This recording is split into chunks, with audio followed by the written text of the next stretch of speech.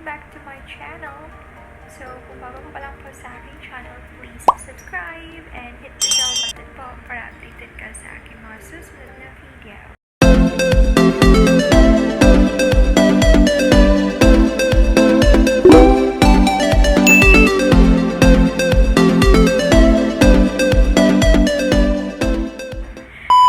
Anyway, gumagamit po ako ng filter ngayon. Pasensya na kasi wala lang, trip ko lang po.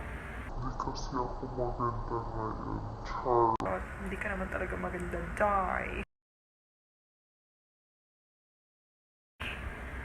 Anyway, for today's video po ay gagawa ko ng tutorial on how to download GIF sa Pinterest.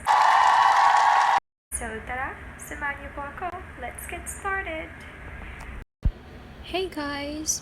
So first thing to do is mag-download po kayo ng Pinterest sa App Store or sa Play Store.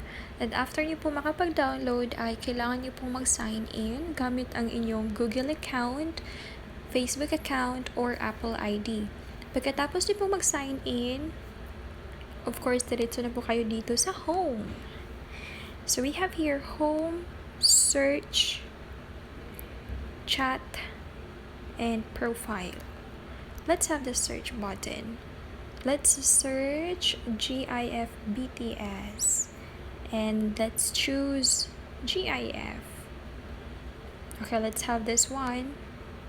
Click the arrow up button or the arrow up here beside save, because if you click save, mapupunta lang po siya doon sa organizer sa profile mo or sa my save. Hindi siya mapupunta sa inyong phone. So, para mapunta po siya sa inyong phone ay kailangan niyo po siyang i-copy link.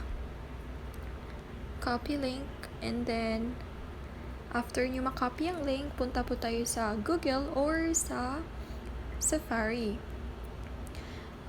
And then search niyo lang po yung expertsphp.com,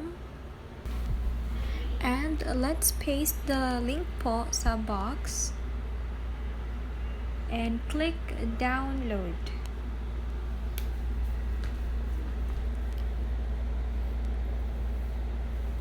Scroll down lang po, and we have here choices, image size, and format. Let's click the download link HD GIF video. At ito na po siya.